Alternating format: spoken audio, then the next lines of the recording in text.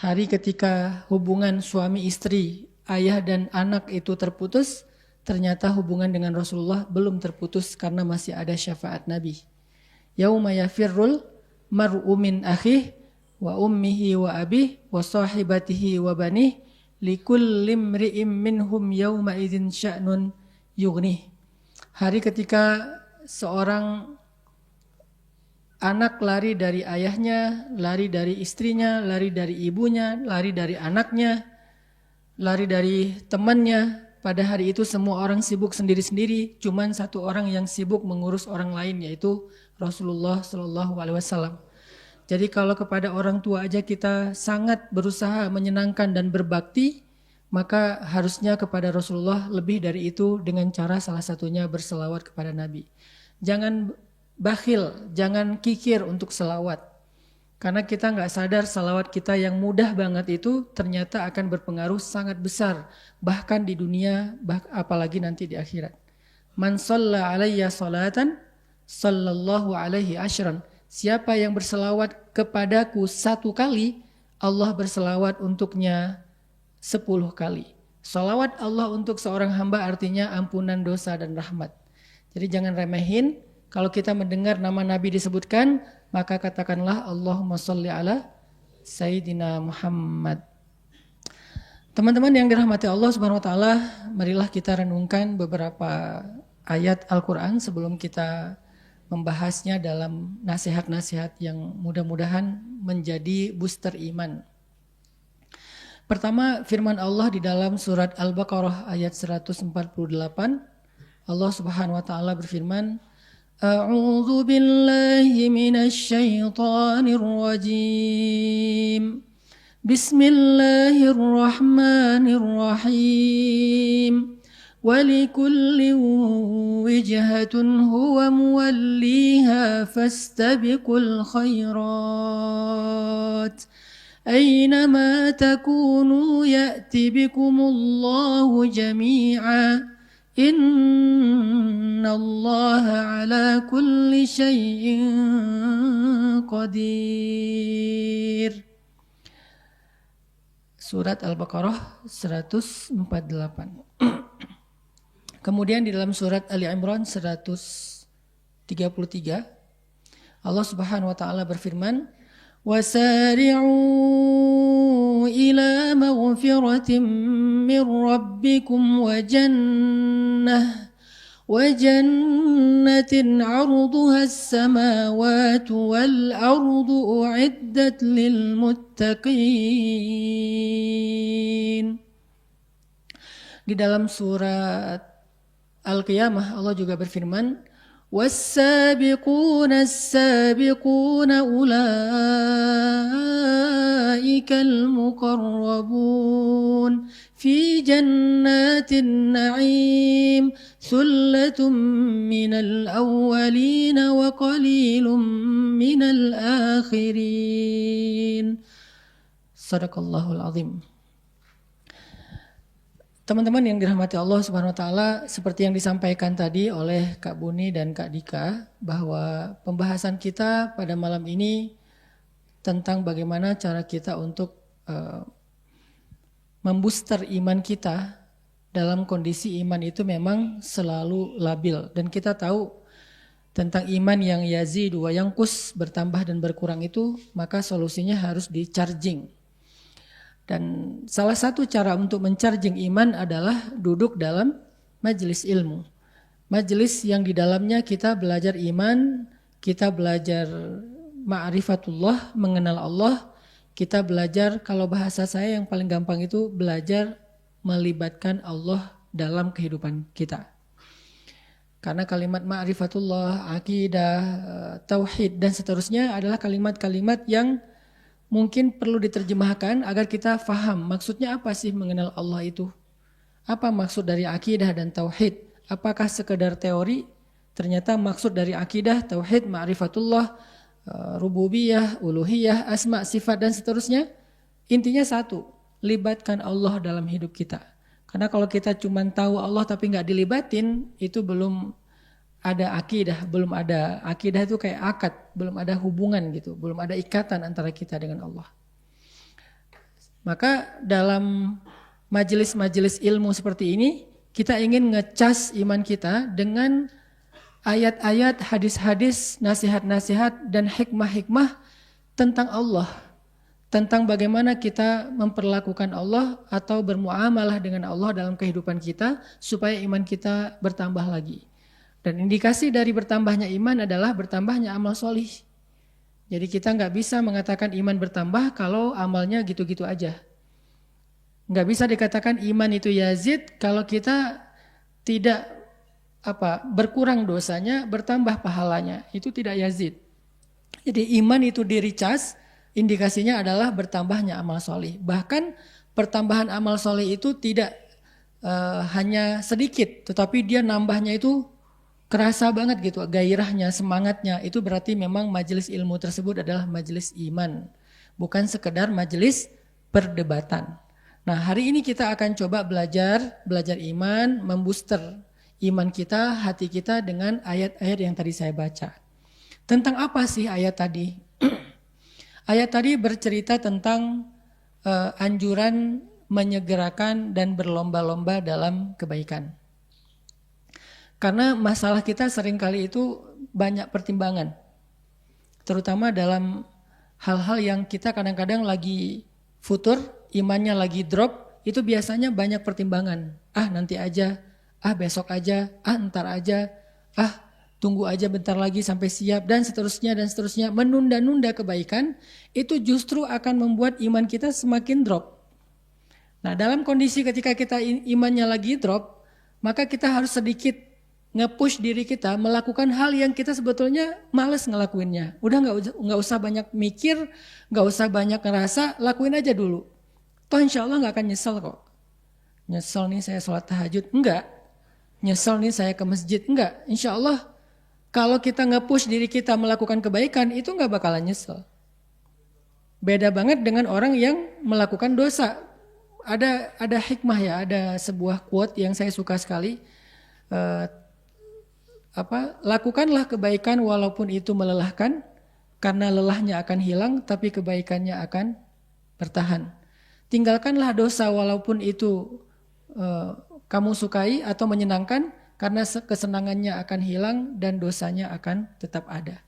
Jadi lakukanlah kebaikan walaupun berat atau walaupun susah, karena walaupun lelah, karena lelahnya akan hilang tetapi kebaikannya akan tetap ada. Tinggalkanlah dosa walaupun menyenangkan, karena kesenangannya akan hilang dan dosanya tetap ada. Jadi kadang-kadang kita emang harus nge-push diri kita untuk melakukan kebaikan walaupun lelah, karena lelah itu akan hilang. Tapi kebaikannya akan tetap ada. Sebagaimana kita belajar berusaha meninggalkan dosa walaupun menyenangkan, karena kesenangannya juga akan hilang, gak akan lama, tetapi dosanya akan tetap ada. Jadi kalau kita takut lelah berbuat baik, apa yang kita takutkan? Bentar lagi juga hilang tuh lelahnya. Lelahnya sholat tahajud itu juga sebentar lagi hilang. Lelahnya baca Quran itu sebentar lagi juga hilang. Lelahnya datang ke majelis ilmu bentar lagi juga hilang. Lelahnya kita sholat berjamaah bentar lagi juga hilang. Gak sampai seumur hidup kita lelah gara-gara beramal soleh itu gak ada. Sebagaimana berbuat dosa, bentar lagi juga kesenangannya hilang kok. Gak mungkin kita senangnya seumur hidup gara-gara berbuat dosa sekali, itu gak mungkin. Jadi ada orang yang, maaf misalnya, dosa paling gampang. Berbohong lah. Dosa yang paling gampang dilakukan itu berbohong misalnya. Hanya untuk sekedar mengalihkan isu atau menghindar dari sebuah pertanyaan atau apapun lah maksud kita untuk memudahkan urusan kita. Maka kemudahan itu akan hilang dalam waktu yang sekejap, muncullah keburukan dan kesusahan setelahnya yang mungkin akan lama waktunya. Apalagi dosa yang lebih besar daripada itu. Ketika kita berbuat dosa, kesenangannya sebentar. Misalnya seorang akhwat, seorang cewek dance di depan layar, posting di TikTok. Berapa lama sih dia akan menikmati itu? Nggak lama.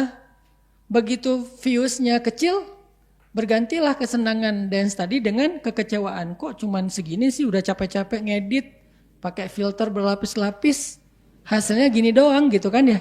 Nah artinya tinggalkanlah dosa walaupun menyenangkan. Ini berlaku juga buat saya sendiri karena kita nggak mudah juga melakukannya semampu kita. Tinggalkanlah dosa walaupun itu menyenangkan karena kesenangannya akan hilang dan dosanya akan tetap ada. Lakukanlah kebaikan walaupun itu melelahkan karena lelahnya akan hilang sedangkan kebaikannya atau kebahagiaannya akan tetap ada. Ini quote yang saya suka sekali, saya sampai udah lama banget ya sampai lupa siapa sih yang ngomong kayak gini kok hikmah sekali gitu. Maka malam ini saya pengen ngajak kita merenungkan ayat-ayat, hadis, kisah, nasihat tentang menyegerakan kebaikan dan berlomba-lomba dalam kebaikan, terutama saat kita dharra, saat kita sedang susah, saat kita sedang dalam keadaan males, saat kita dalam keadaan mager, pengennya santai-santai aja, nggak mau ngelakuin apa-apa. Nah ini kita harus coba nge-push diri kita tanpa berpikir panjang, tanpa banyak pertimbangan, lakuin aja dulu. Selama itu masih wajar, insya Allah kita nggak akan nyesel. Ayatnya tadi yang pertama kita membaca di dalam surat Al-Baqarah ayat 148. Ayat ini sebetulnya lagi menyindir orang Yahudi yang suka sekali berdebat. Jadi orang Yahudi itu memperdebatkan tentang masalah kiblat. Dulu ketika kaum muslimin sholat menghadap kiblat yang sama dengan mereka, yaitu ke Masjidil Aqsa, mereka suka berdebat tentang mana agama yang benar. Kalau agama Islam yang benar, kenapa ikut-ikutan agama Yahudi? Kalau agama Yahudi yang benar, kenapa orang Islam mengklaim Nabi mereka adalah Nabi penutup dan menyempurnakan agama Yahudi dan seterusnya. Kalau emang menyempurnakan, kenapa tuh kiblatnya ikutan agama yang disempurnakan? Debat aja, tapi sholat enggak. Akhirnya pindah kiblat karena kaum muslimin merasa berat hati dengan hinaan orang Yahudi. Nabi juga merasa enggak nyaman. Akhirnya Allah pindahkan kiblat dari Masjidil Aqsa ke Masjidil Haram. Setelah kiblat pindah, orang Yahudi ngomong lagi, debat lagi. Kalau emang agamanya benar ngapain sih pelin-pelan? Kalau udah benar ke Masjidil Aqsa, ya udah Masjidil Aqsa aja, nggak usah rubah-rubah. Kayaknya Islam ini pelin-pelan deh, syariatnya nggak benar deh dan seterusnya. Kalau emang sholat ke Masjidil Aqsa itu yang benar, maka mulai sekarang sholatnya orang Islam itu nggak sah. Kalau sholat ke Masjidil Haram itu yang benar, berarti selama ini sholat mereka ke Masjidil Aqsa nggak sah. Kan bingung ya? Wah. Kaum muslimin bingung lagi nih, aduh gimana ya Rasulullah, berarti selama ini sholat kita gak benar dong ke Masjidil Aqsa, yang benar sekarang nih ke Masjidil Haram. Muncullah ayat, walikulli wijhatun huwa muwalliha, kemanapun arahnya, itu bukan itu intinya. Intinya adalah fastabiqul khairat, udah sholat belum? Sholatnya udah benar belum? Kalau udah benar udah ditambah belum dengan rakaat-rakaat sunnahnya?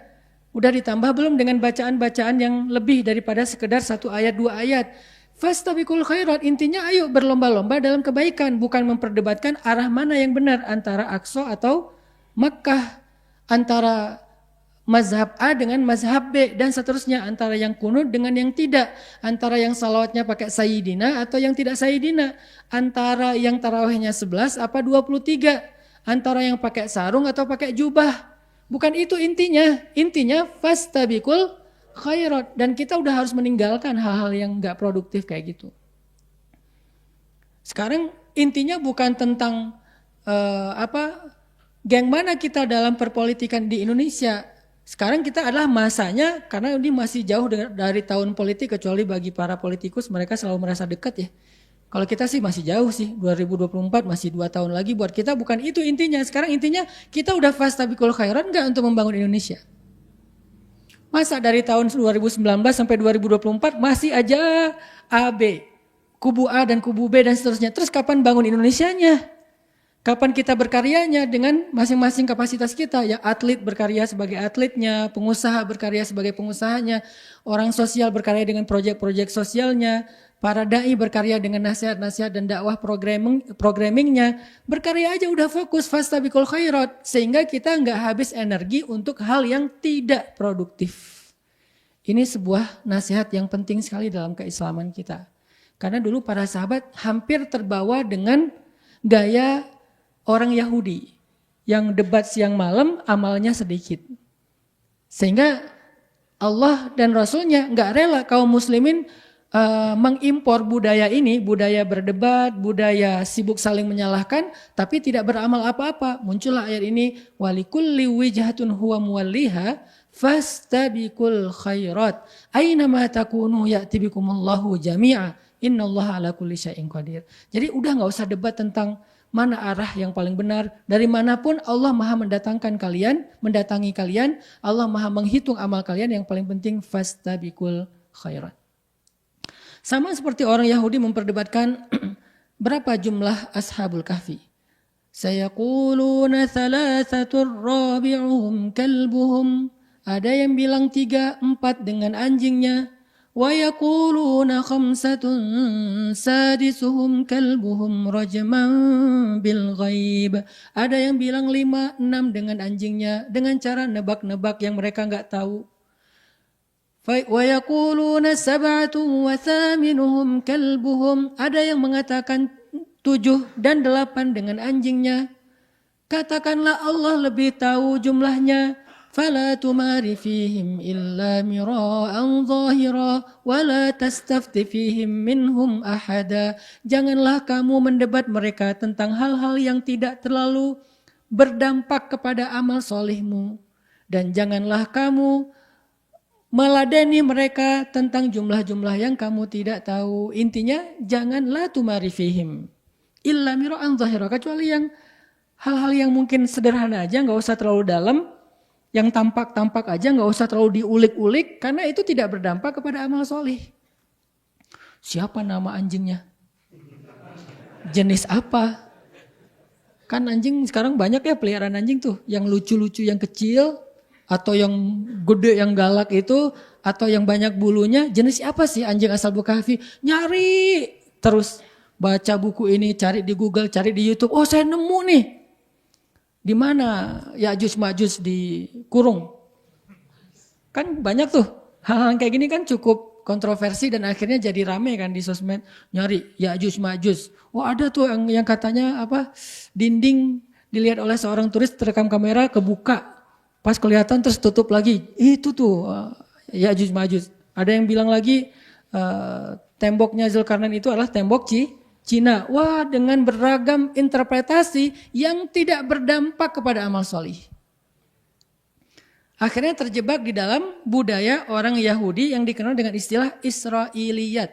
Apa itu Israiliyat? Dongeng-dongeng orang Israel atau Bani Israel. Karena mereka suka dongeng. Nabi Sulaiman memiliki kalau nggak salah 1099 istri. Mendatangi satu persatu dalam satu malam semuanya. Saya nggak bisa ngebayangin. Ya udah jangan dibayangin. Mendatangi 99 istrinya dalam satu malam dan lupa bilang bismillah. Sehingga nggak ada yang jadi. Satu-satunya jadi setengah manusia setengah jin. Israiliyat udah. Dongeng orang Yahudi. Masa Nabi Sulaiman kayak gitu? Ini nggak pas untuk seorang Nabi yang mulia. Tapi kan sensasi ya ceritanya. Nabi Yunus ketika dikeluarkan dari perut ikan nggak pakai apa-apa karena semua pakaiannya sudah rontok. Sehingga beliau dalam keadaan tidak berbusana. Ngapain kok ngebahas itunya Nabi Yunus?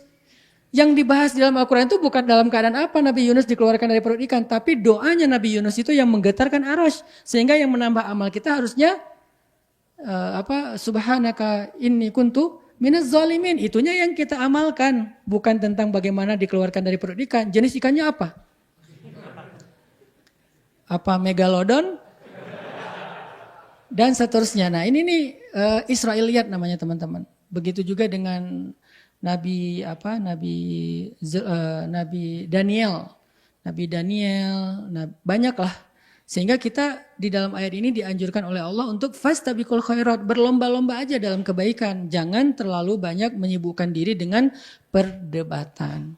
Nah, hari ini ketika kita udah hijrah, kita dihadapkan dengan sebuah fenomena tentang perdebatan mazhab. Walaupun itu bukan hal baru sebetulnya, udah lama banget. Cuman sering menghangat nih, seiring munculnya gairah beragama, menghangat lagi nih hal yang kayak gini. Dan kita harusnya udah lebih moderat dan lebih mature lah dalam hijrah kita untuk tidak masuk dalam pusaran ini. Teman-teman akan jarang sekali melihat saya terlibat dalam perdebatan. Kenapa? Beberapa yang kita anggap perlu untuk kita respon dalam perdebatan di publik kita, sebetulnya itu hanyalah pengalihan isu. Kita sengaja diangkat-angkat terus tentang isu radikal, tentang masalah ini dan itu. Untuk apa? Supaya kita ngebahas ini aja. Karena sifat dari kita itu kan memang senang ngebahas sesuatu ya. Bahas ini aja, jangan yang ini ya. Jangan penemuan sebuah tambang emas terbesar di dunia yang baru nih yang mau dikerjain, itu jangan dibahas ya. Karena ini biarin aja senyap jalan. Yang ini aja yang dibahas. Mana yang radikal, mana yang gak radikal, mana mazhab ini, mana mazhab itu, mana yang masuk neraka, mana yang masuk surga. Kita sibuk gitu dengan teman kita, lo neraka lah, gue yang surga ya. Semua yang lain neraka kita doang. Itu tuh sebagiannya, gak semuanya ya. Sebagiannya emang pengalihan isu dan kita terjebak di dalam hal itu. Opini publik yang dibangun. Walaupun kita anggap saya harus bela nih, idealisme saya, ideologi saya. Ya gak salah niat antum, spirit teman-teman tuh gak salah. Tapi kita harus lihat ada agenda apa di belakangnya. Terus gimana dong kalau kayak gitu? Cukup sekali tapi jangan larut. Kalau bisa jangan berdebat, bentuknya edukasi. Kalau ada yang keliru ya kita edukasi, kita jelaskan mana yang benar, udah selesai. Tapi jangan diladeni debatnya. Kalau saya mau ngeladeni debat di komen, banyak yang kayaknya renyah banget untuk diladeni nih. Replay aja. Biasanya ketika saya replay, insya Allah teman-teman akan nge-replay balik, akhirnya itu penuh kan. Jadi berudul bawahnya kan ya, akhirnya dia delete sendiri. Bisa aja kayak gitu. Atau di akun orang akhirnya dia dimatiin komennya. Bisa kayak gitu. Muncul sensasi, wah saya berhasil bikin dia akhirnya nggak nyaman matiin komen, saya berhasil neken dia. Buat apa? Ini namanya walikulli wijhatin huwa muwalliha. Yuk kita beramal aja, fastabiqul khairat. Fokus aja dengan beramal. Jangan tentang perdebatan. Kalau ada yang berdebat kita dari saudara kita yang lain, mungkin dia belum matang dalam hijrahnya. Masih sensasi. Yang dibahas hal-hal yang mungkin bukan hal yang cukup urgen juga, walaupun nggak ada salah dibahas, cuman nggak urgen-urgen banget sih dalam keislaman kita. Kayak misalnya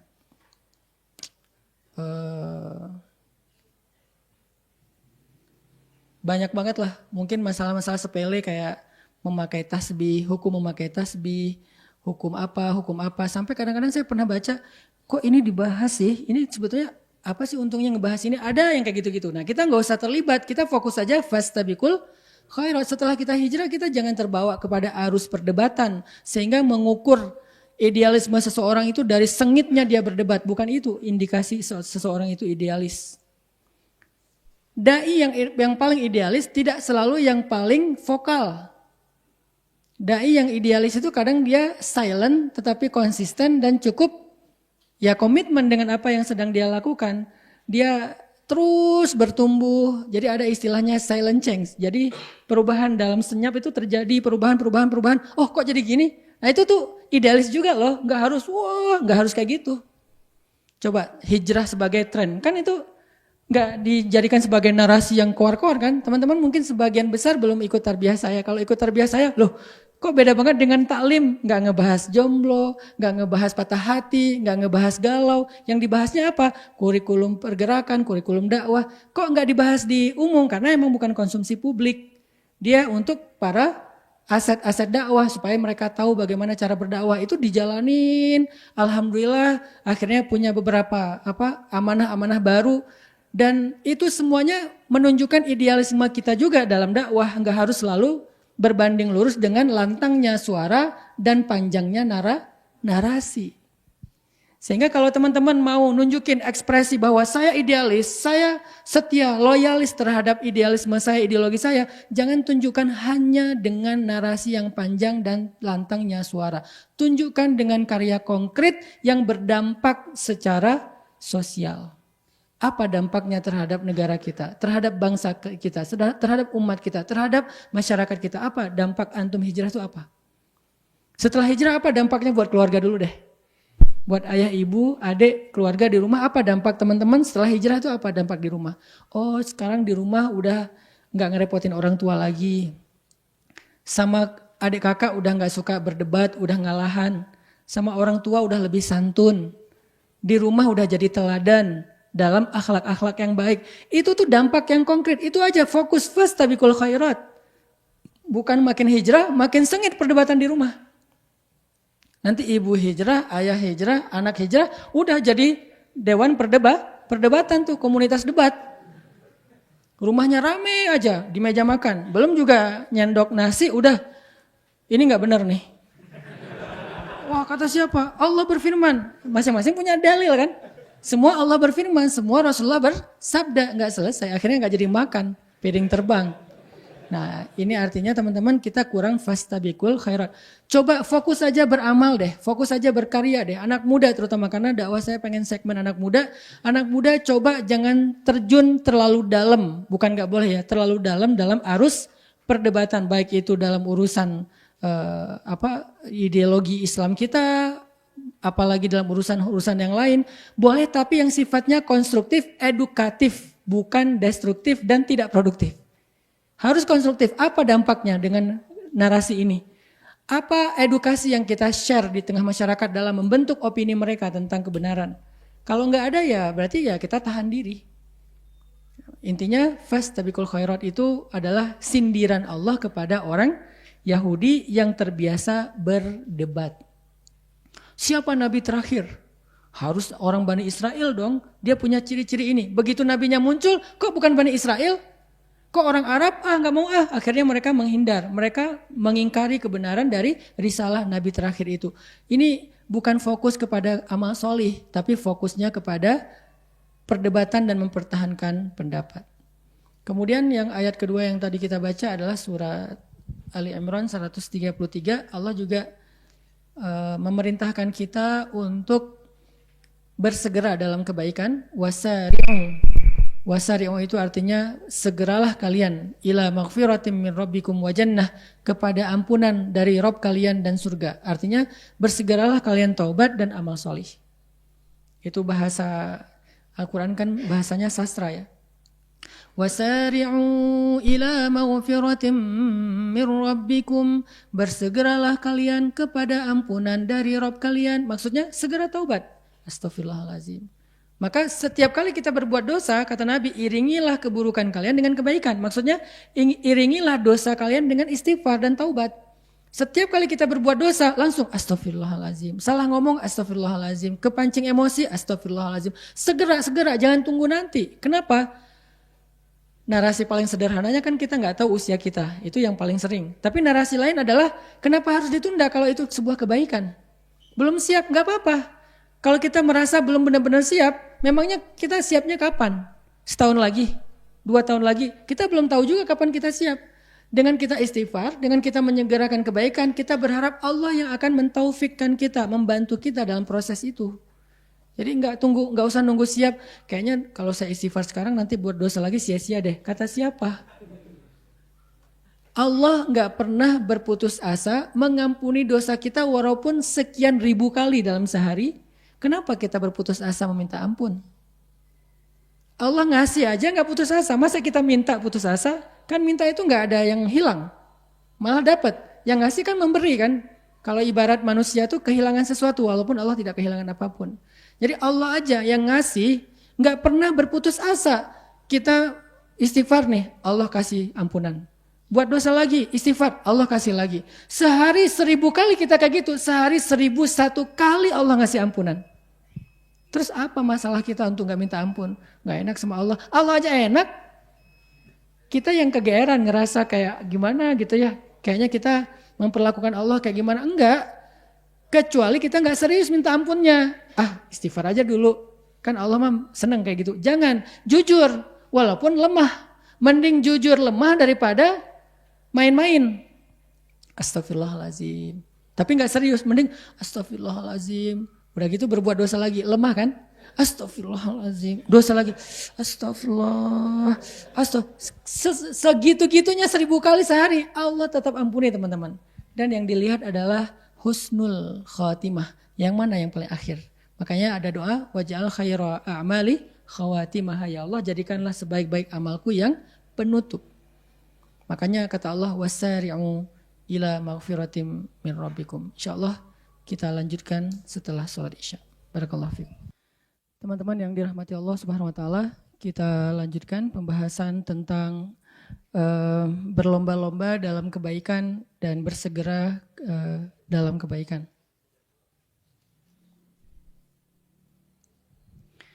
Tadi kita membaca surat Ali Imran ayat 133. Wasari'u ila maghfiratin min rabbikum wa jannah. Jadi Allah meminta kita untuk bersegera atau tidak menunda-nunda waktu. Pertama dalam urusan taubat dan yang kedua dalam urusan amal solih. Jadi kata Nabi, iringilah setiap perbuatan buruk dengan kebaikan. Artinya iringilah dosa dengan istighfar. Maka jangan bosan untuk beristighfar kepada Allah, karena Allah itu gak pernah bosan untuk mengampuni dosa kita. Allah gak pernah bosan untuk ngasih kita taubat, menerima taubat kita. Allah gak pernah bosan untuk mendengar ucapan astaghfirullahaladzim walaupun sehari 1000 kali setelah 1000 kali berbuat dosa. Allah gak pernah bosan.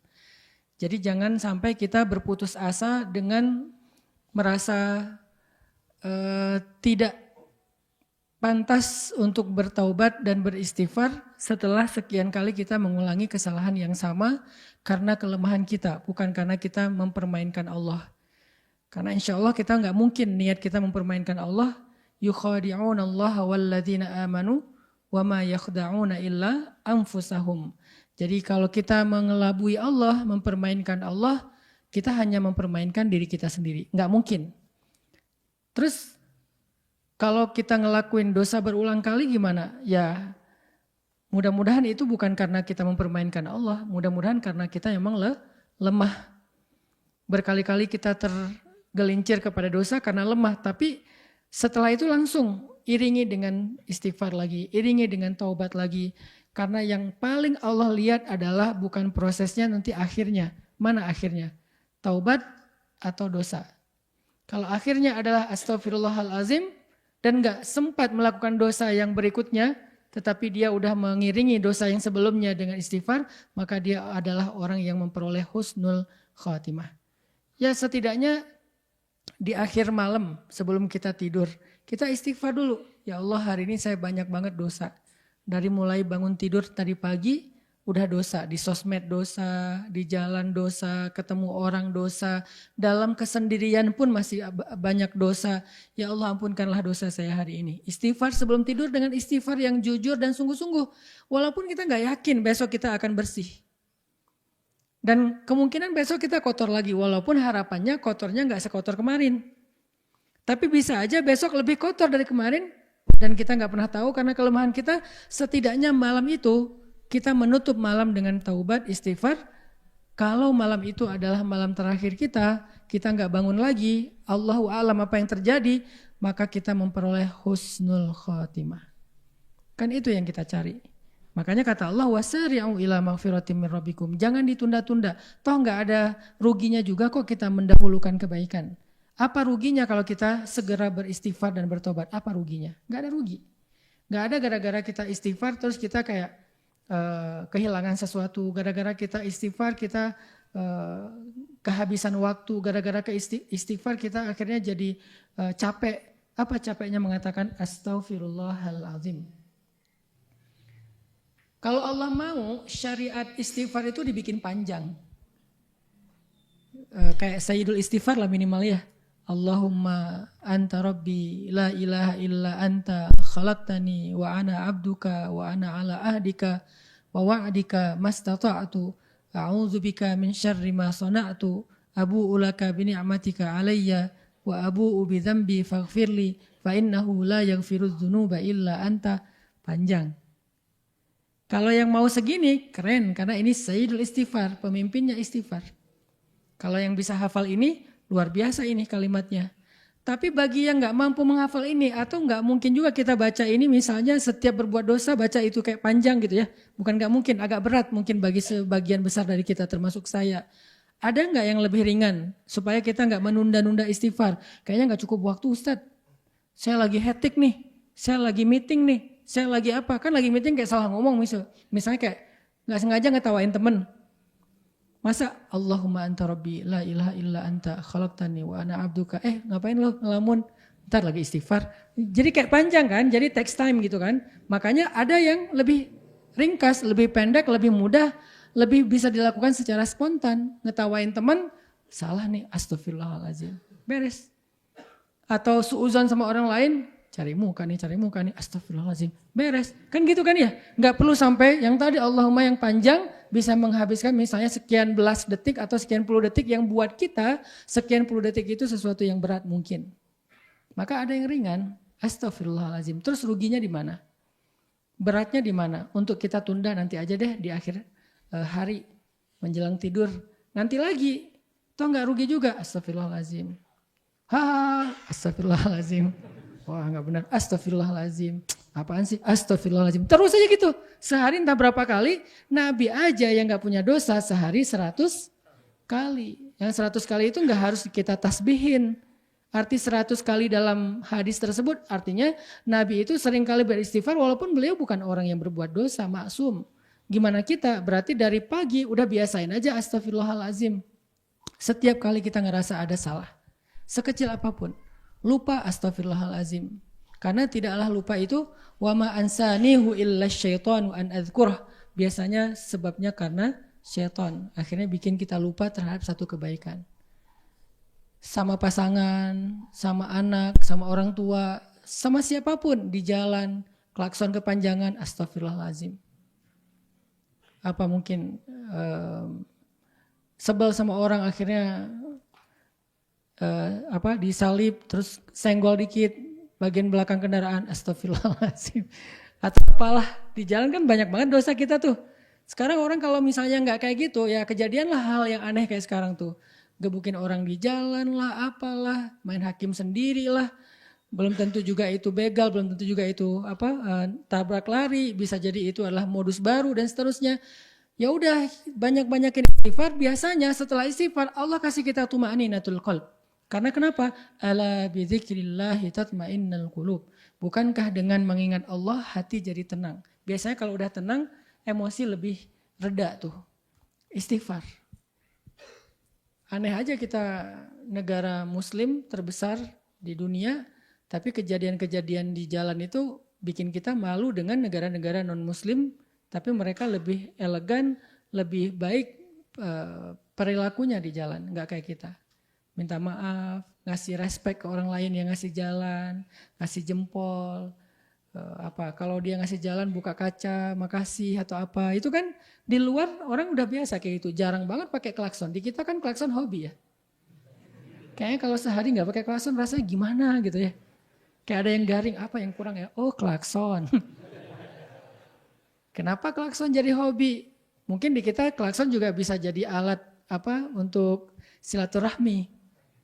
Tirit, tirit, klakson gitu kan, oke lah nggak apa-apa lah. Tapi kayak kadang-kadang jadi kepanjangan juga karena kebiasaan klakson atau main ngedim misalnya kayak gitu. Bukan ngedim lagi sih, itu mah udah nyemprot.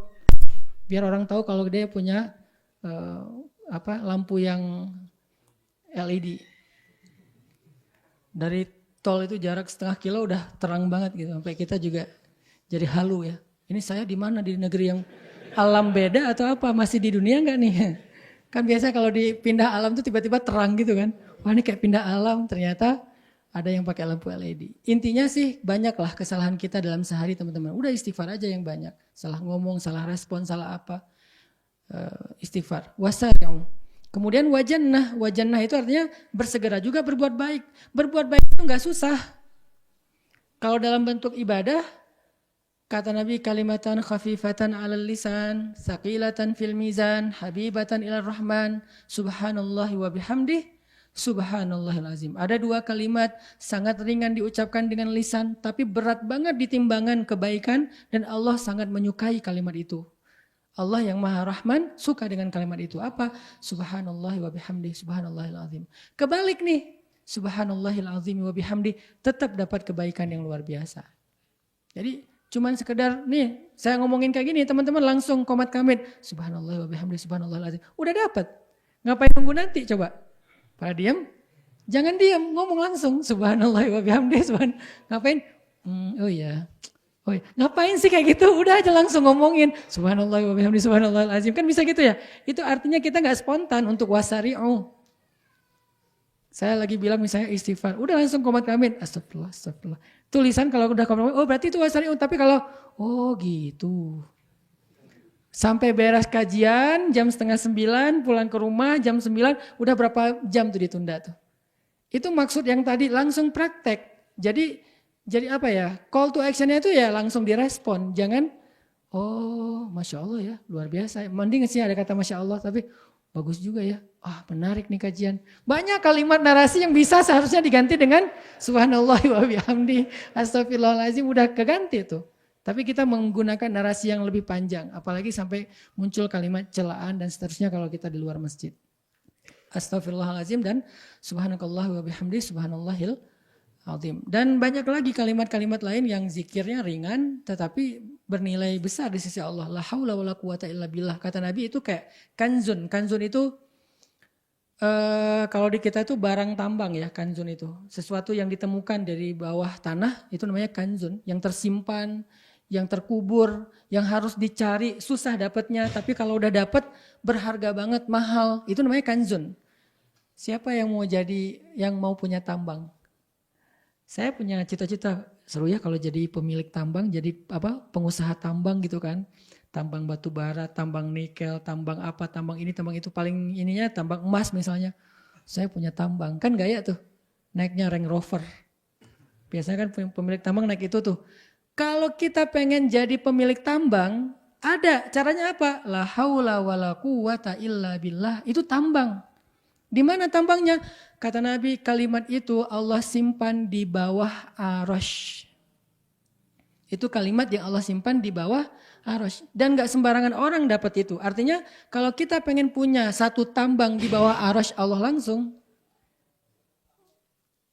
agak ini ya, agak la haula ya, la haula wala quwata illa billah. Kaget gitu. Kalau kita, apa tadi teh? Tambang. Kalau kita pengen punya tambang di bawah arasy, maka caranya ucapkanlah la haula wala quwata illa billah. Kalau kita pengen punya tambang yang lebih besar, yang lebih banyak hasilnya, ya banyakin aja la haula wala quwata illa billah. Karena itu tambang langit banget itu. Tambang bumi itu batu bara, nikel, emas dan seterusnya. Saya bukan orang tambang jadi gak terlalu menguasai. Tanya Mardigu misalnya, yang ngerti tambang. Tambang bumi banyak, tapi kita kan gak dapat jatah nih. Kayaknya mau jadi pemilik tambang kayak nggak kepikiran. Mungkin nggak ya, bisa nggak ya jadi saya pengusaha tambang kayak Haji Hisham atau siapa. Kayaknya agak berat ya, hanya orang yang cukup terpilih lah. Walaupun harusnya semuanya bisa bahasa motivasi. Kalau dia bisa, kita bisa. Tapi kalau realistisnya kan di antara kita di sini mungkin nggak tahu ada nggak orang tambang di sini. Mungkin nggak ada, kalau ada pun 1-2 orang doang. Cari aja di depan ada yang parkir Range Rover nggak? Nggak ada Ustaz ya, berarti kita nggak ada yang punya tambang. Tapi mau nggak punya tambang yang lebih baik daripada di bumi? Tambangnya di langit, persis di bawah arasy. La haula wala quwata illa billah. Apa untungnya Ustaz punya tambang itu? Ya seperti untungnya punya tambang di bumi, lebih untung lagi punya tambang di langit. Coba kalau orang punya tambang gimana? Saya pernah di Palembang tuh. Ada satu muslim di Palembang, saya nggak usah sebutin namanya. Beliau punya rumah 4, maaf ya, memang mungkin beliau adil dan ridho, istrinya 4. Harus prolog dulu yang panjang biar gak salah paham. Rumahnya 4 itu di jalan besarnya Palembang, itu rumahnya tuh kayak istana, jajar 4. Saya pas lewat saya nanya, ini kantor apa, ini gedung apa, kayak tower gitu, kayak mall gitu kan. Oh enggak Ustaz, ini rumah pribadi, ada 4, seragam lagi. Satu gerbang gitu kan, kayak komplek yang megah banget, rumahnya kayak istana. Saya bilang punya siapa? Punya Haji Fulan. Beliau punya sawit, ukuran lahan sawitnya tuh kayak udah seukuran 1 kabupaten. Masya Allah ya. Berarti orang kalau punya sawit, punya batu bara, punya nikel, punya emas, hidupnya enak banget. Punya pesawat pribadi, punya airport pribadi, punya mobil berjejer tuh di hanggar pesawatnya. Bisa nggak ya kayak gitu? Bisa, punya tambang akhirat, punya tambang langit. Pastinya kita akan punya privilege yang lebih dari itu. Kan ini privilege bumi nih, dimudahin di sana sini. Itu ada privilege langit loh dari Allah. Itu maksud Nabi bilang dengan analogi tambang. Jadi kata Nabi, la haula wala quwata illa billah kanzun, harta yang terpendam itu namanya tambang yang ada di bawah arasy. Mudah banget loh caranya. Tapi banyak orang yang nggak mau. Mulai sekarang jadilah pemilik tambang. Sehari berapa kali kita menggali, memproduksi. Ya banyakin aja la haula wala quwata illa billah. Terus nanti dapat apa? Nanti dapat privilege ketika kita membutuhkannya. Dalam masalah kita, dalam musibah kita, dalam ujian kita. Kok saya beda sama yang lain, dapat ujian lama, saya cepat. Yang lain ditangguhkan, saya didahulukan. Yang lain mungkin hina, saya dimuliakan. Yang lain ini dan saya terus. Itu kenapa? Karena Allah kasih privilege karena kita punya tambang. Fulan, Haji Hanan, tambangnya di bawah Arosh. Bukan di Sulawesi, di Kalimantan, di Sumatera. Bukan di Papua, di Halmahera. Di bawah Arosh coba. Kalau di sana aja kita gaya, apalagi di bawah Arosh. Dan terkenalnya bukan di bumi, terkenalnya di langit. Tuh yang pemilik tambang di bawah Arosh itu tuh, yang paling gede tuh. Kan Arosh lebih luas daripada langit-langit dan bumi. Bahkan lebih luas daripada surga-surga. Di mana surga-surga lebih luas daripada langit dan bumi. Luas banget udah jangan berpikir. Kalau semuanya kayak gitu, Ustaz udah sempit dong tambangnya. Kata siapa? Emang tambang di Arosh itu, tambang di langit itu seperti di bumi yang kecil. Tambang di bumi yang kalau kita dilihat di peta itu setitik doang. Ternyata di Papua segede itu udah bikin orang dapat privilege hidup seluar biasa ya. Gimana tambang di langit? Belum ke Afrika. Belum ke Arab dengan tambang minyaknya. Ini gak ada apa-apanya. Bumi itu dilihat dari luar angkasa setitik. Dia Arosh itu tambangnya lebih gede. Yakin teman-teman bakalan dapat privilege di dunia dan di akhirat. Yang paling kita butuhin sebetulnya nanti di akhirat. Begitu bangkit dari kubur, bangkit sebagai pemilik tambang. Mau bangkit sebagai pemilik tambang? Beda bangkitnya. Ya. Kalau yang gak punya tambang, ngeringkuk aja ya. Dah miskin ya. Kalau pemilik tambang kan pede. Walaupun gak tahu sih. Yang pasti dia bangkit sebagai orang kaya. Dia bangkit sebagai orang yang punya bekal. Yang pasti dapat privilege dari Allah. Makanya jangan remehin la haula wala quwata illa billah. Ada kan kisah tentang seorang sahabat yang ditawan sama musuh. Bebasnya gara-gara la haula wala quwata illa billah. Ayah ibunya orang miskin.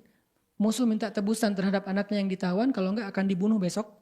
Maka ayah ibunya datang ke Rasulullah minta solusi, kata Nabi, banyakin la haula wala quwata illa billah. Mereka beriman, bilang, ya Rasul anak saya ditawan, bukan gak mau beribadah. Tapi mereka tahu bahwa yang dikasih Nabi itu pasti berefek dalam hidupnya di dunia dan di akhirat. Kata Nabi banyakin, la haula wala quwata illa billah. Pulang, semangat nih si ayahnya, ibunya di rumah nungguin. Gimana Pak? Pak, ya bahasa Arab lah pokoknya. Gimana Pak udah ketemu Rasul? Udah gitu kan. Oh dapat ini enggak, dapat tebusan enggak? Dapat, lebih baik daripada tebusan. Apa? La haula wala quwata illa billah. Coba kalau istrinya di zaman kita dapat kayak gitu.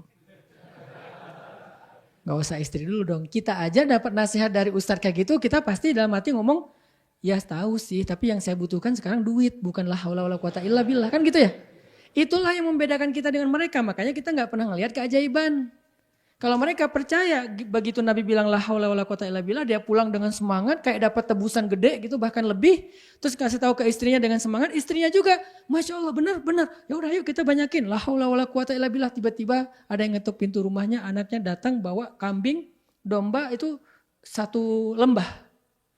Bawa domba satu lembah, entah berapa ribu domba. Hah, kamu selamat nak? Ya gimana caranya kamu bisa selamat? Siapa yang bantu kamu? Aku lagi diikat nih. Diikat kemudian tiba-tiba datang seorang laki-laki dengan pakaian putih-putih bercahaya melepaskan ikatanku kemudian menyuruh aku untuk pulang dan membawa domba-domba milik musuh itu ya kayak apa ghanimah gitu ya, harta rampasan perang, dan musuhku nggak menyadari apapun yang terjadi sama aku karena mereka tertidur pulas. Allah membuat mereka tertidur dan nggak mendengar apa-apa. Yang saya heran domba selembah itu seberapa berisik sih? Kan berisik banget ya. Kan rame tuh, namanya domba kan ya, selembah. Kok sampai musuh nggak bangun sih? Domba selembah itu lagi digiring, kita domba 3 ekor aja udah rame. Ini domba selembah digiring dengan suara yang berisik, musuh nggak tahu karena Allah menyelamatkan dia. Apa modalnya? Zikir ayah ibunya, la haula wala quwata illa billah. Bukan hanya bebas, dapat bonus domba selembah.